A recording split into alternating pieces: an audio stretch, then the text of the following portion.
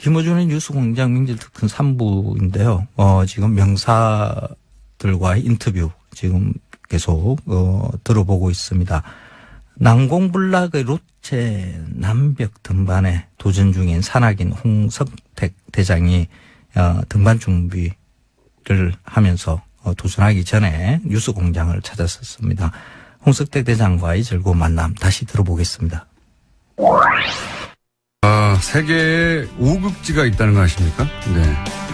이 5극지를 세계 최초로 정복하신 분입니다. 그리고 열흘 후에 로체, 높은 산인 건 압니다, 제가. 로체 남벽, 이 남벽은 아무도 정복 못했다네요. 로체 남벽 정복을 위해서 히말라야로 열흘 후에 떠나실 홍성택 대장님 저희가 불렀습니다. 안녕하십니까? 안녕하십니까. 반갑습니다. 평상시 이렇게 흥미롭게 청취를 하고 있었는데 저를 불러주셔서 정말 영광입니다. 감사합니다. 인사말을 준비하셨군요. 네. 굉장히 흥미롭습니다. 네. 저희가 항상 이제 뭐 정치 시사 관련된 인물만 모시다가 워낙 드문 분야잖아요. 세계 일단 5극지가 뭡니까? 5극지가. 네, 5극지라는 거는 이제 인간의 발길이 가장 닿기 어려운 거. 그다음 식물이 살 수 없는 것을 극지라고 하는데 그 대표적인 그 3극지가 있거든요. 남극, 북극. 예, 그 1극지가 북극점. 네. 그다음 2극지가 남극점. 네. 그다음 3극지가 에베레스트 정상.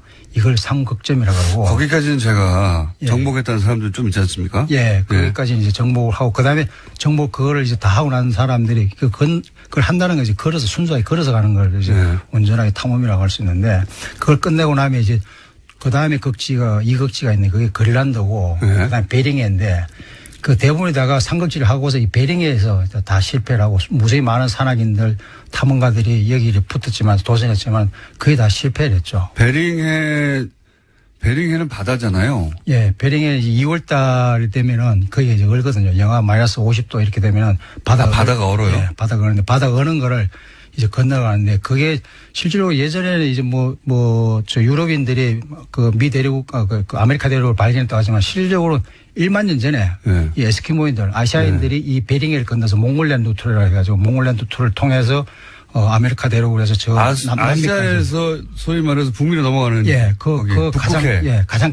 가장 단거리가 바로 베링해거든요. 그게 바로 이제 러시아하고 알래스카 그 사이에 있는 건데 거기를 이제 얼은 상태에서 건너가는 건데 완전히 얼어버린 바다 위를 걷는 겁니까? 예전에 1만 년 전에 얼었는데 지금 이제 지구 온난화 때문에 그 얼음들이 계속 깨지고 막 움직여서 흘러내리고 있고 그 얼음과 얼음 사이를 그거 빠지면 바다 아닙니까? 그렇죠. 얼음과 얼음 사이를 거기를 왜 걸어가셨어요? 건너서 이제 건너는 건데 대부분 다 이 삼극지름을 끝내고 난 다음에 이제 자기의 탐험의 능력이나 이런 것을 평가받기 위해서 거기를 도전을 하는데 실질적으로 우리나라에서도 오몽길 대장이나 박영석 대장이나 그다음에 허영호 대장이나 이런 형들이 여기를 갔지만 다 실패했었죠. 그래서 저는 운 좋게 이제 그게 왜 실패하는 거죠? 여기는 뭐 정말 어떻게 보면 탐험의 하이라이트이고 북극점 축소판을 할 수 있는 것이고 굉장히 뭐 다이나믹하게 움직이거든요. 얼음들이요. 얼음들이 움직이는 게 태평양 쪽으로 흘러내려가고 있거든요. 얼음을. 흘러내려가고 있는데 흘러내려가는 거기를 이제 가로로 질러서 러시아에서 이제 알래스카로 건너가는 거거든요. 그래서 거기에 이제 비우적인 요소들이 굉장히 많습니다. 그걸 리드라 그러는데 이 얼음과 얼음 사이가 이제 바닷물이 생성되는데 거기 빠지는 경우도 있고 뭐 곰이 나타나는 경우도 있고 이 폴라베어 같은 경우는 북극곰들은 이 굉장히 또 영리하고 뭐 살아있는 모든 동물체들은 다 자기 먹잇감을 생각하고 끊임없이 자기가 한번 목표물을 설정하면은 이 곰들은 끊임없이 이게 저희들이 이게 그 뒤에서 쫓아옵니까? 예, 쫓아오면서 그것도 모습을 감춘 채 뭐 도망가다 싶으면 2, 3m 또 저 멀리서 보고 있고 뭐 100m 근간에서 따라오는 경우도 있고 뭐 그런 것들이 굉장히 스트레스 그런 위험 요소도 북극곰이 쫓아오기도 했어요. 그렇죠. 그리고 이 뭐 곰이 우리는 뭐 미련한 곰이라고 얘기하는데 절대로 미련하지 않습니다. 이 곰이. 그러면은 그렇게 바다가 언 데를 걷다 보니까 그게 갈라져 가지고 거기 더 이상 못 가는 경우도 있고. 그렇죠. 이 얼음들이 계속 밑으로 흘러내리거든요. 흘러내리는데 우리는 그 옆으로 가로질러서 가야 되는데. 대부분에다가 이제, 탐험 한 7, 8일 때쯤 되면은 빠른 속도로 가만히 있으면 유빙이 막 흘러서 1시간에 뭐 3km씩 막 이렇게 떠내려가거든요. 네. 가만히 있으면 자다가도 이제 뭐 일어나면은 태평양으로 이제 빠져가지고 조난이 되는 경우도 있고 예전에 그래서 박유석 대장 같은 영석영 같은 경우에도 그래서 구조되는 상황이 발생했고 그래서 그 이후에 제가 갔는데 어느 시점에 되면은 성태경이 너도 어느 시점에 되면 빠른 속도로 떠내려갈 거다. 그때는 이때는 이거 어떤 상황이라도 떠나야 돼. 떠나지 않으면 너도 너 역시 나처럼 구조될 거다. 그 상황을 저에게 듣고서 가르쳐 준 거죠. 그래서 저도 어느 순간 그 당시에 분리자다 온 상태에서 뭐 눈보라가 막 치는데. 예, 분리자다 온 상태에서 저희 13시간 정도를 걸었어요. 그리고 저희들 뭐 다 찰진하면서 힘이 싹 다 빠진 상태에서 밤이 되어가지고 텐트를 치는 텐트도 뭐 발이 너무 세게 보니까 텐트 칠 수가 없어가지고 뭐 온갖 노력 끝에 다 쳤는데 텐트 다 찢어지고 또 폴대도 부러지고 그런 상황에서 들어갔는데 뭐 밥에 먹을 힘조차도 남아있지 않은 상태가 된 거죠. 그래서 좀 쉬었다가 일어나가지고 밥을 해먹는데 대장님 마이크가 자꾸 귀로 가고 있습니다. 아 예. 그래서 밥을 해먹고 나니까 이제 막 이게 떠내려가는 거죠. 아 영석이 얘기한 그 시점이 바로 여기구나. 그러면서 가야겠다. 안 그러면 우리는 여기서 조난 당할 거냐 아니면 성공할 거냐 그 두 가지 기로에 있어서 밥 먹을 동안에 대원들 얘기를 안 했죠. 이게 떠나야 되나 아니면 여기서 그냥 구조되는 거냐. 그래서 생각하고 한참 고민 끝에 밥 다 먹고 야 우리 이런 상황인데 떠나야 자지 말고 가자. 예. 오히려 걷자. 예. 그러니까 대원 다 뭐 한마디 그 얘기도 없이 다 준비하겠습니다라고 그래서 다시 떠나는 거죠. 그래서 베링해 엽을 그렇게 도보로 걷는데 얼마나 걸립니까?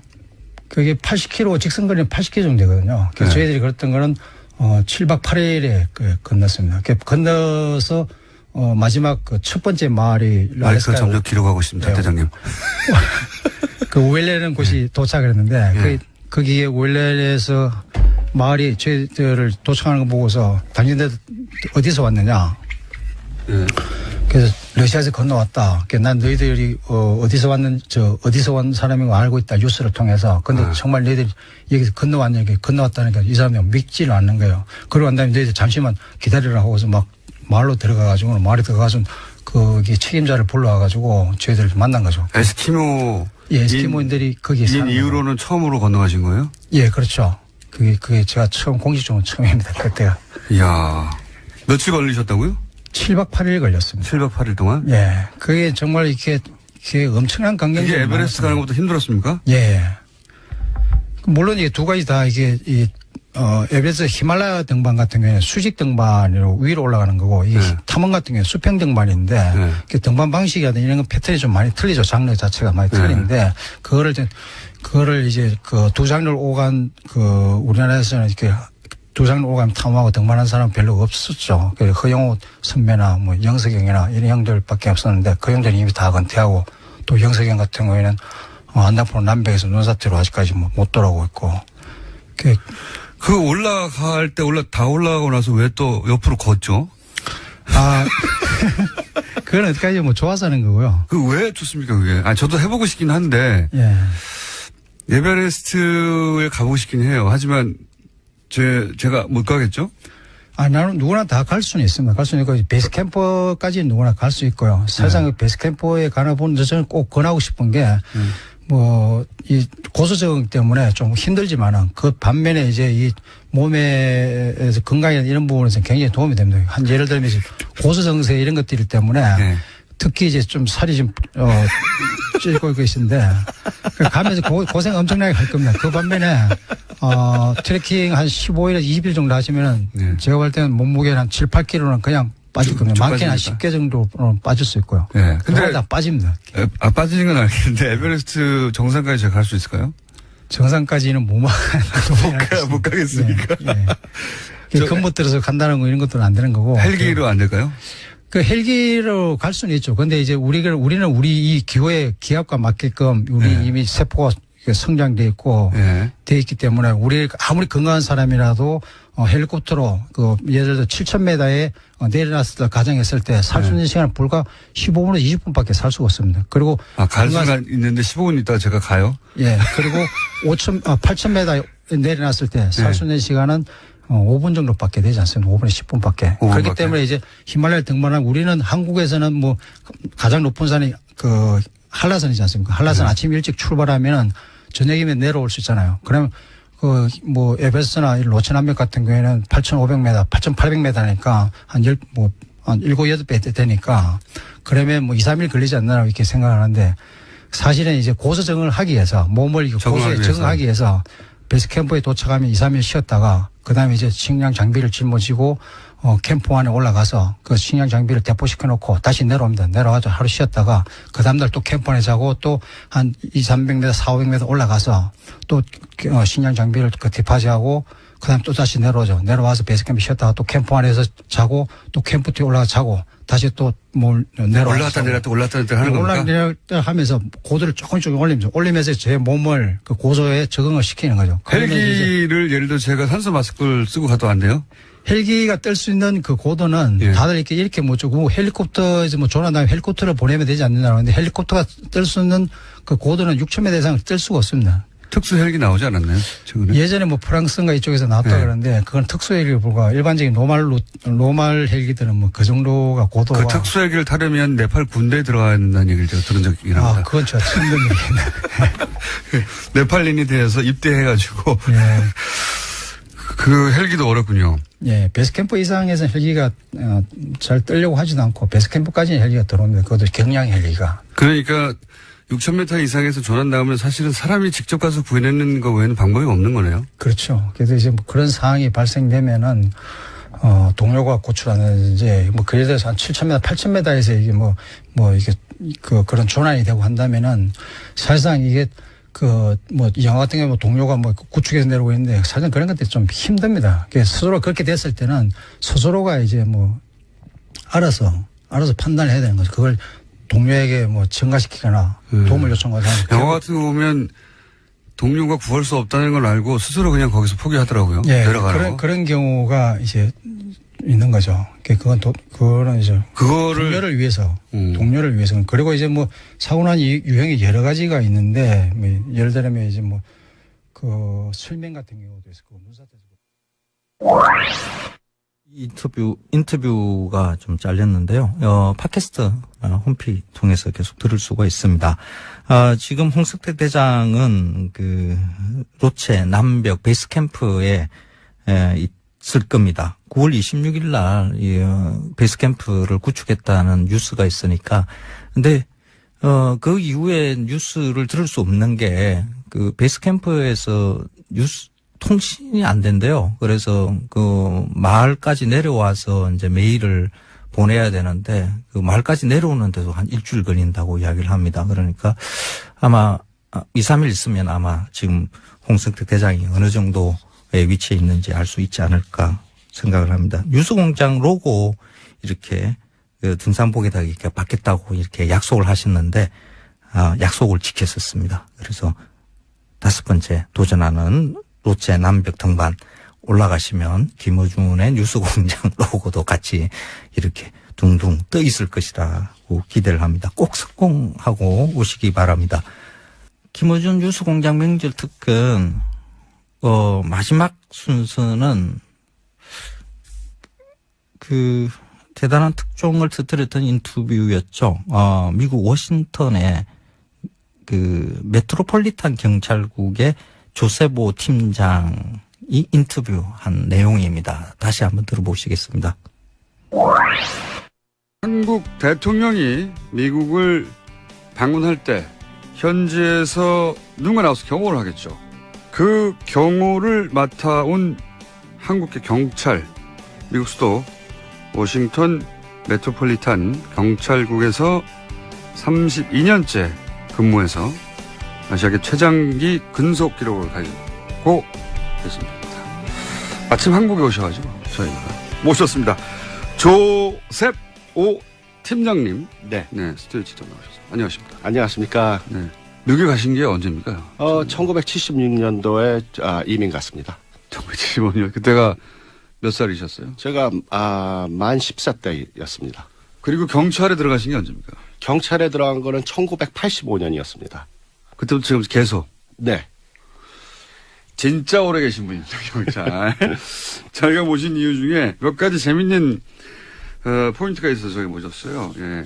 물론 아시아에서 최장 근속 기록 가지고 계시긴 하지만 그건 이제 미국의 사정이고, 그렇죠? 미국의 그렇죠. 사정.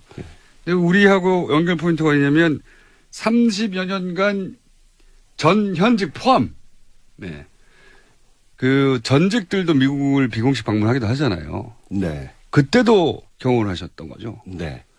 최근 30년간 대한민국 모든 대통령을 다 경험했다고 보시면 되는 거죠. 네. 네. 맞습니다. 현직일 때와 전직일 때 모두 포함하여. 네. 또 한 가지 제가 좀 이따가 언급할 텐데, 지난 2013년 박근혜 전 대통령이 첫 방미를 했을 때 윤창중 청와대 대변인 성추행 사건이 있었죠. 최근에 다 사실무근이라며 윤창중 씨가 다시 복귀했습니다만 그때 그 사건을 직접 담당했던 궁금하게 너무 많은 사건, 이 사건을 직접 담당했던 당시 경찰이시죠? 네. 그렇습니다. 네. 본인의 팀에서 수사한 거죠? 네. 내막을 알고 있다. 내막을 알고 있다.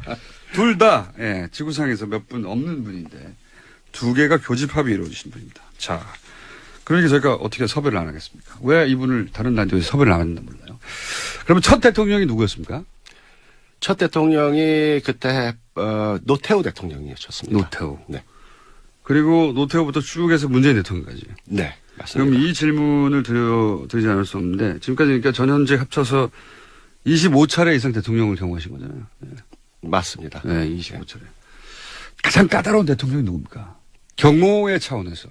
경호의 차원에서는 거의 다 까다롭습니다. 대통령이 뭐 가장 예. 까다롭겠지만, 예. 경호의 차원에서 볼 때, 경호하기 너무 어렵다라거나 아니면, 뭐 이렇게까지 이렇게 빡빡하겠구나라든가 아니면 너무 헐렁한 거 아니야라든가 여러 가지 이례적인 경우가 있을 거 아닙니까? 그죠? 거의 전직 대통령들께서 미국에 방문하실 때 반대 세력이 그때는 많았습니다. 반대 세력이. 그래서 뭐 지지자들도 있지만은 반대 교포들도 있어서 반드시 반대 시위가 있어요. 그죠? 그렇습니다. 거의. 예. 네. 그래서, 일단 그분들로부터, 어떻게 보호할 것인가. 그렇습니다. 네. 그게 신변보호가 더 중요하기 때문에. 네. 또 미국도 총이 있잖아요. 그래서 저희들이 그걸 책임을 지고, 네. 경찰이 그 주위를 알아서 탐색을 하면서 저희들이 경호와 그분들의 신변보호를 책임지고 있습니다. 그러면 아찔했던 순간 같은 건 없으셨어요? 제일 아찔했던 순간이 바로 우리 요번에 전번 행사 때 문 대통령 오셨습니다. 아찔 많이 했습니다. 왜 아찔했나요? 모든 대통령들은 이렇게 우리 교포 주민들 환영객이라도 앞으로 이렇게 잘 나서지를 않으십니다. 환영객이라 하더라. 반대시뿐만 아니라 환영객들한테도 나서질 않는다. 그렇죠. 어허. 이렇게 뭐 거리를 두고 공식장에서 나오실 때는 그냥 차로 바로 타시죠. 바로. 네. 주민들한테 이렇게 멀리서 이렇게 손은 흔들 수 있어도 멀리서. 그 앞으로 접근을 하지 않으십니다.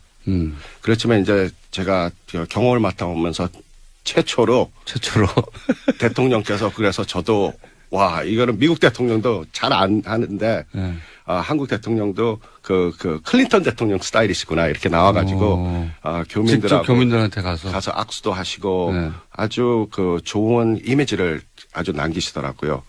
그래서 제일 난감했던 거는 이제 이런 일이 처음이라서 자 이제 여기 교포들 보고 따라다니시더라고요. 이 교포들이 어떻게 너무 한국 분들이 우수하니까는 정보를 다 알고 계세요.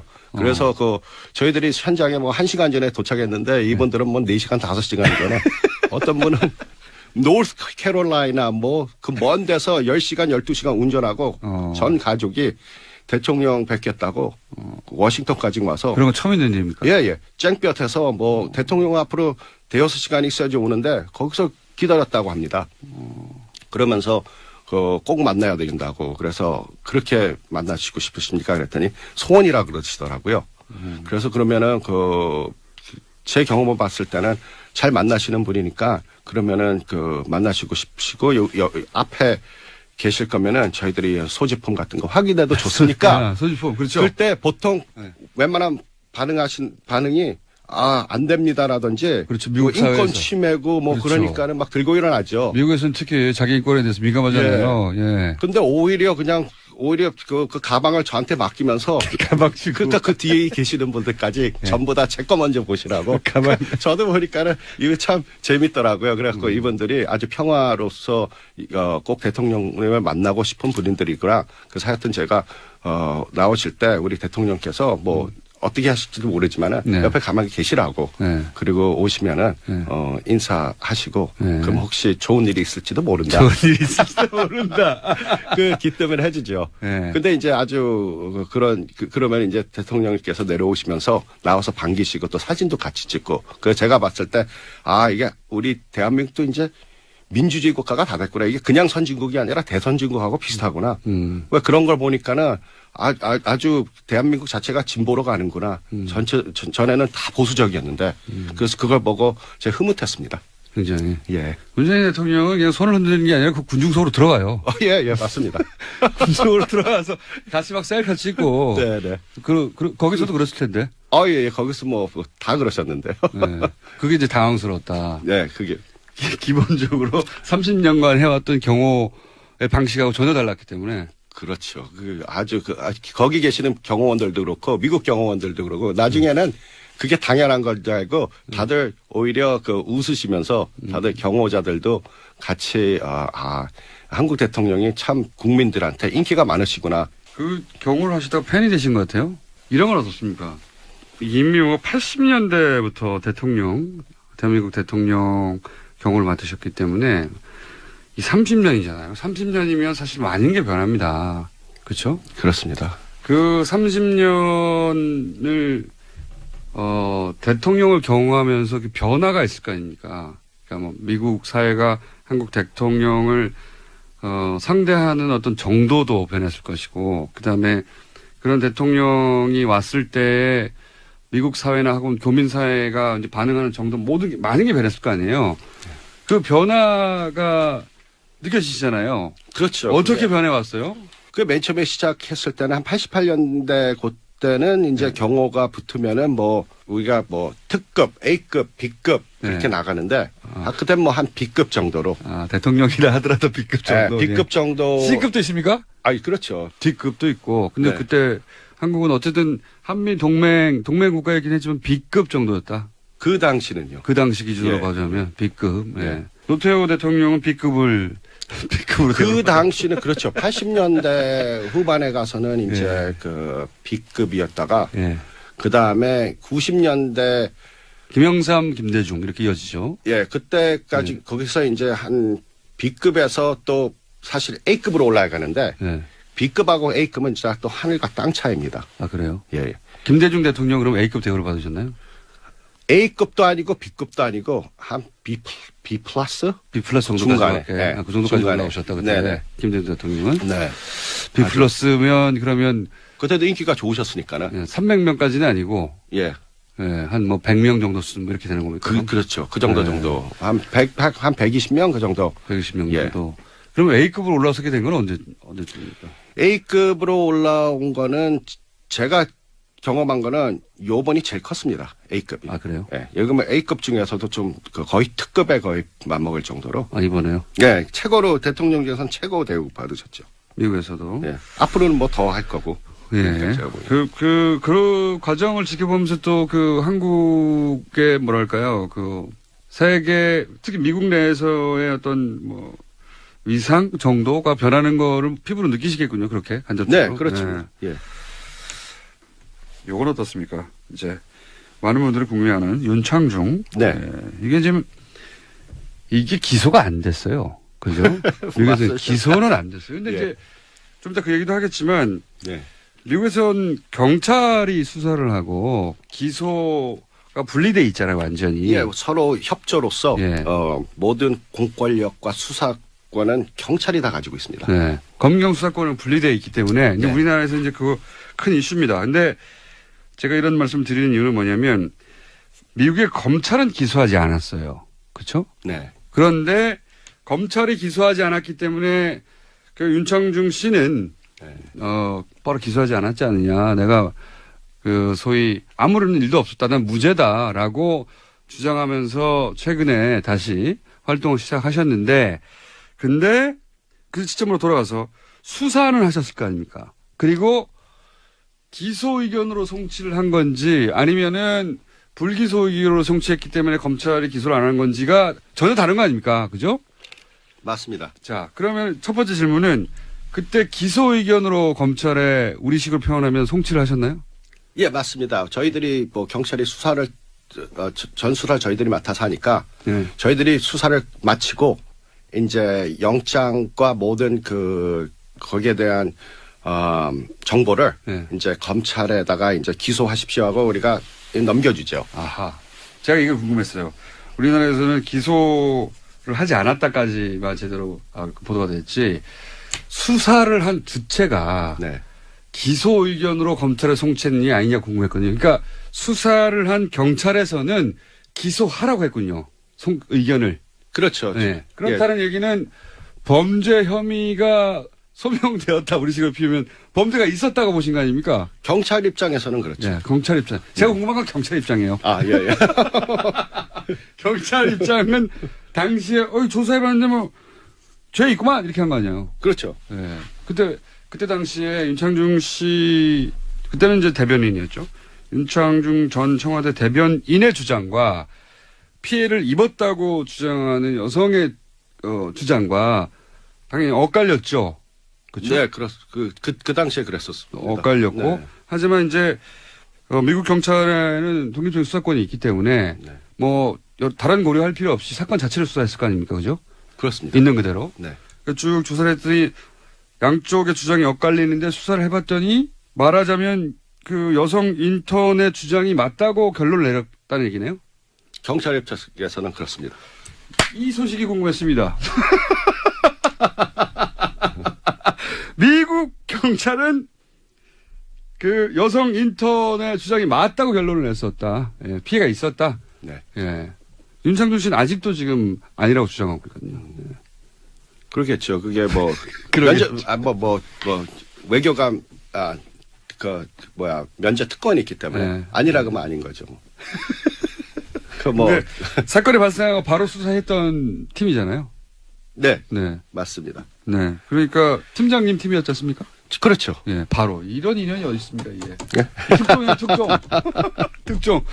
그러니까 이제 뭐 여러 가지 단어도 그랩이라는 단어도 등장하고 뭐 속옷 이야기도 나오고 뭐 알몸 이야기도 나오고 등등 여러 가지 얘기가 나왔는데 물론 다 부인했어요. 예, 윤창중 씨는. 하지만 피해자 쪽의 주장이 다 맞는 걸로 수사가 된 거죠. 그렇죠. 저희 입장에서는. 윤창중 씨? 미국에서 수사한 팀장님 오셔가지고 범죄 혐의가 소명됐다고 지금 당시로서는.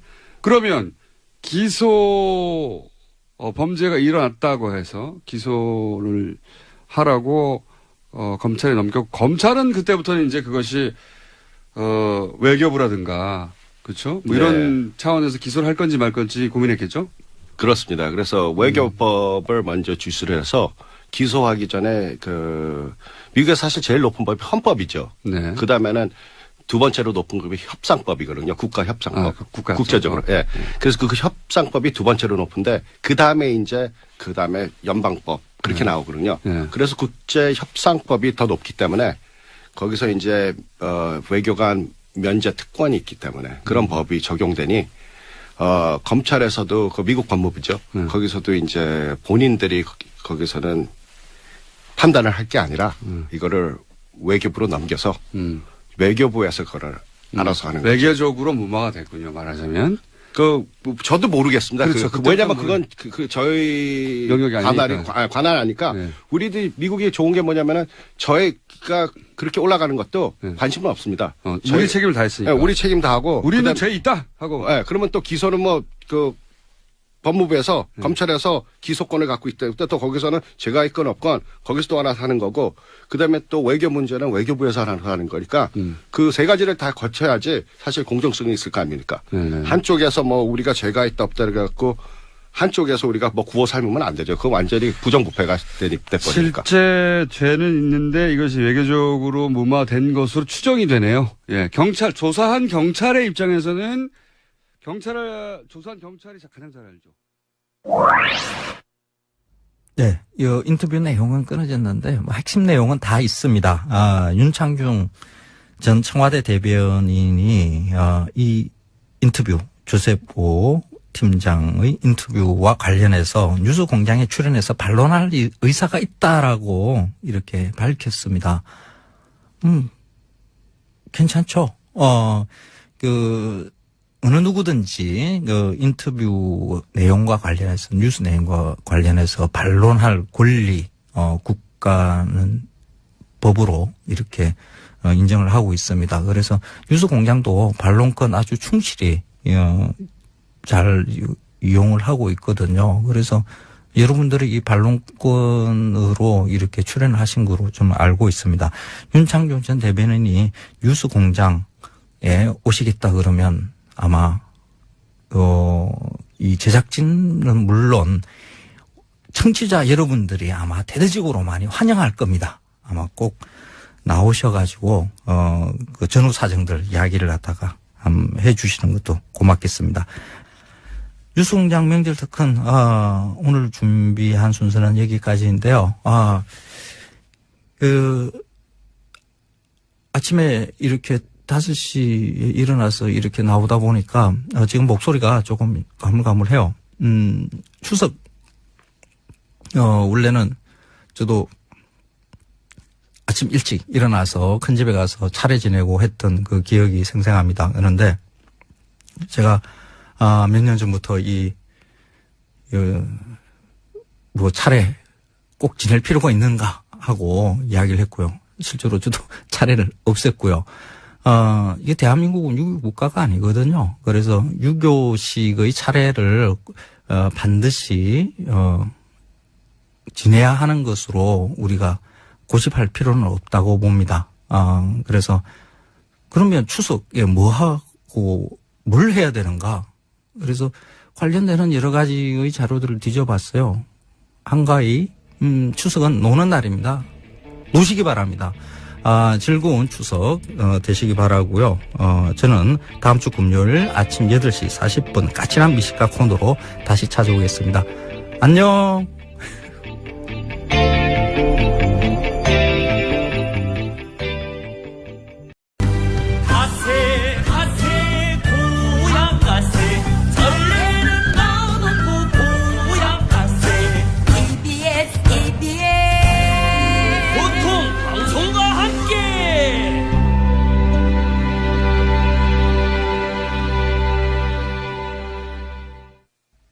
김어준의 뉴스공장 명절특근 3부인데요. 지금 명사들과의 인터뷰 지금 계속 들어보고 있습니다. 난공불락의 로체 남벽 등반에 도전 중인 산악인 홍석택 대장이 등반 준비를 하면서 도전하기 전에 뉴스공장을 찾았었습니다. 홍석택 대장과의 즐거운 만남 다시 들어보겠습니다. 세계에 5극지가 있다는 거 아십니까? 네. 이 5극지를 세계 최초로 정복하신 분입니다. 그리고 열흘 후에 로체, 높은 산인 건 압니다, 제가. 로체 남벽, 이 남벽은 아무도 정복을 못했다네요. 로체 남벽 정복을 위해서 히말라야로 열흘 후에 떠나실 홍성택 대장님 저희가 불렀습니다. 안녕하십니까? 안녕하십니까. 반갑습니다. 평상시 이렇게 흥미롭게 청취를 하고 있었는데 저를 불러주셔서 정말 영광입니다. 감사합니다. 인사말을 준비하셨군요. 네. 굉장히 흥미롭습니다. 네. 저희가 항상 이제 뭐 정치 시사 관련된 인물만 모시다가 워낙 드문 분야잖아요. 세계 일단 5극지가 뭡니까? 5극지가. 네, 5극지라는 거는 이제 인간의 발길이 가장 닿기 어려운 거. 그다음 식물이 살 수 없는 것을 극지라고 하는데 그 대표적인 그 3극지가 있거든요. 남극, 북극. 예, 그 1극지가 북극점. 네. 그다음 2극지가 남극점. 네. 그다음 3극지가 에베레스트 정상. 이걸 3극점이라고 하고. 거기까지는 제가 정복했다는 사람들 좀 있지 않습니까? 예, 거기까지 이제 정복을 하고 그다음에 정복 그거를 이제 다 하고 난 사람들이 그걸 한다는 거 이제 걸어서 순수하게 걸어서 가는 걸 이제 온전하게 탐험이라고 할 수 있는데 그걸 끝내고 나면 이제 그다음에 그럼 살이 좀 찌고 있는데 가면서 고생 엄청나게 할 겁니다. 그 반면에 트래킹 한 15일에서 20일 정도 하시면은 네. 제가 볼 때는 몸무게는 한 7, 8kg는 그냥 빠질 겁니다. 많게는 한 빠집니까? 10개 정도 빠질 수 있고요. 네. 근데 다 빠집니다. 빠지는 건 알겠는데 에베레스트 정상까지 제가 갈 수 있을까요? 정상까지는 못 못 가겠습니까? 근못 들어서 간다는 거 이런 것들은 안 되는 거고. 헬기로 안 될까요?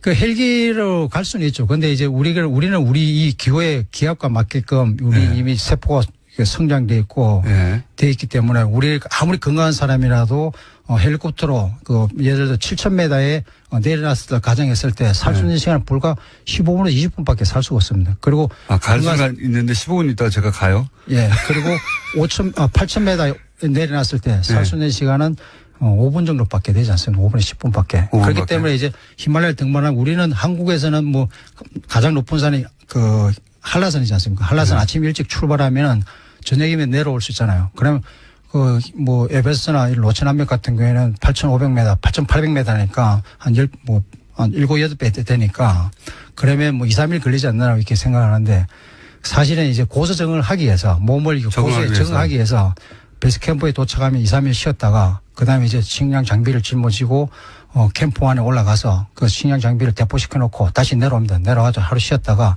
그 다음날 또 캠프 안에 자고 또 한 2, 300m, 4, 500m 올라가서 또 식량 장비를 그 디파지하고 그다음 또 다시 내려오죠. 내려와서 베이스 캠프 쉬었다가 또 캠프 안에서 자고 또 캠프 뒤에 올라가서 자고 다시 또 뭘 올라갔다 내렸다 올라갔다 내렸다 하는 겁니까? 올라갔다 내렸다 하면서 고도를 조금씩 올리면서 제 몸을 그 고소에 적응을 시키는 거죠. 헬기를 예를 들어 제가 산소 마스크를 쓰고 가도 안 돼요?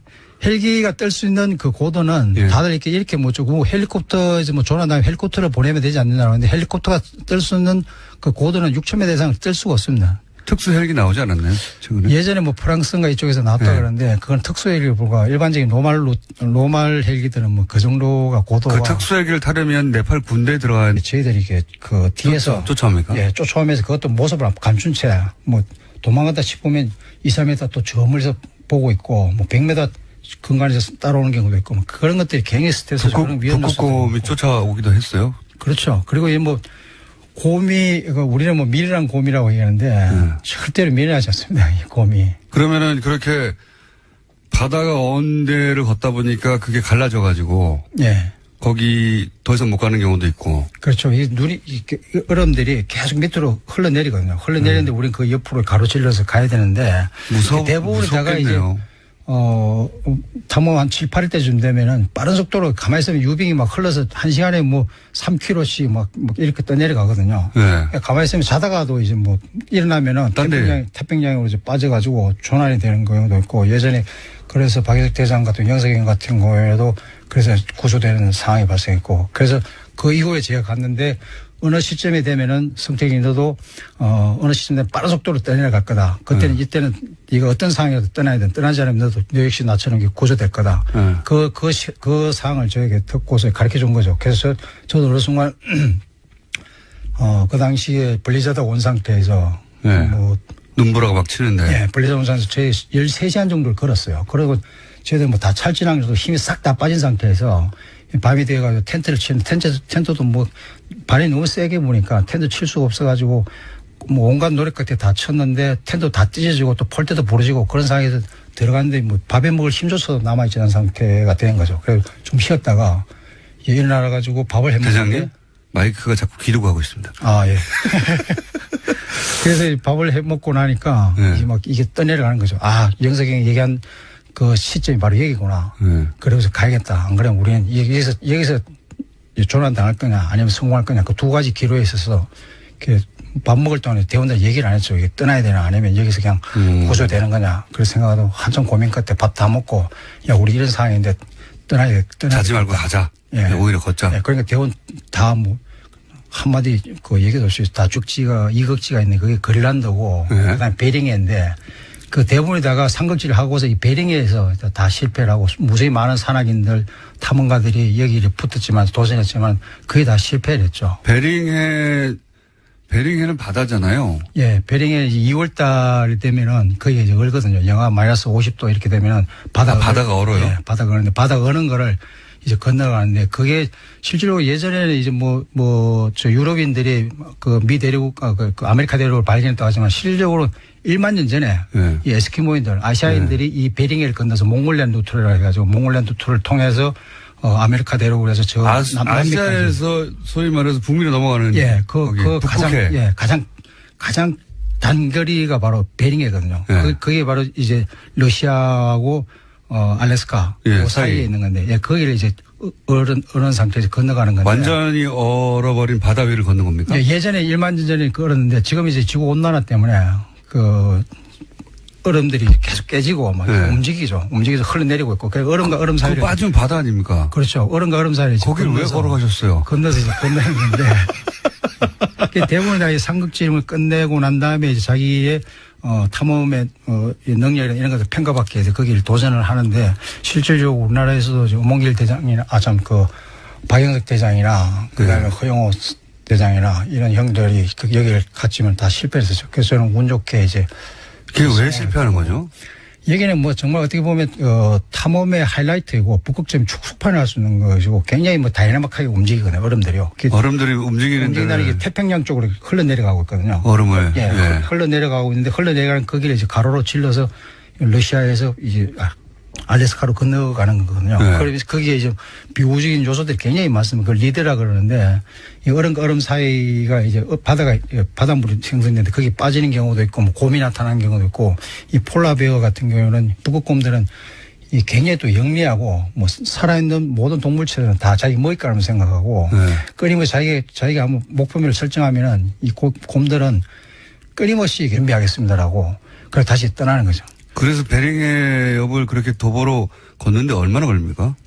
그게 80km, 직선거리는 80km 정도 되거든요. 그래서 저희들이 그랬던 거는 7박 8일에 건넜습니다. 건너서 마지막 그 첫 번째 마을이 말씀 점점 기록하고 있습니다, 네. 대장님. 그 우엘레라는 곳이 도착을 했는데 거기에 우엘레에서 마을이 저희들을 도착하는 거 보고서 당신들 어디서 왔느냐. 그래서 러시아에서 건너왔다. 난 너희들이 어디서 온 사람인 거 알고 있다. 뉴스를 통해서. 근데 정말 너희들이 여기서 건너왔다니까 이 사람이 믿지를 않는 거예요. 그러고 난 다음에 너희들 잠시만 기다리라 하고서 막 마을로 들어가가지고 마을에 들어가서 거기 책임자를 불러와가지고 저희들을 만난 거죠. 에스키모. 예, 에스키모인들이 거기에 사는 이후로는 처음으로 건너가신 거예요? 예, 그렇죠. 그게 제가 공식적으로 처음입니다. 그때가. 이야. 며칠 걸리셨다고요? 7박 8일 걸렸습니다. 7박 8일 동안? 예. 그게 정말 이게 엄청난 강경이. 이게 에베레스트 가는 것보다 힘들었습니까? 예.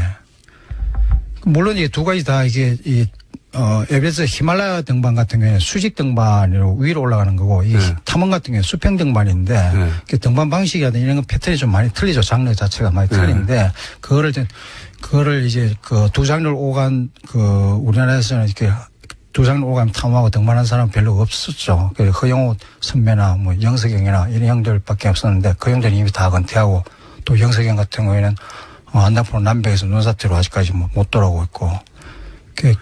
그 올라갈 때 다 올라가고 나서 왜 또 옆으로 걷죠?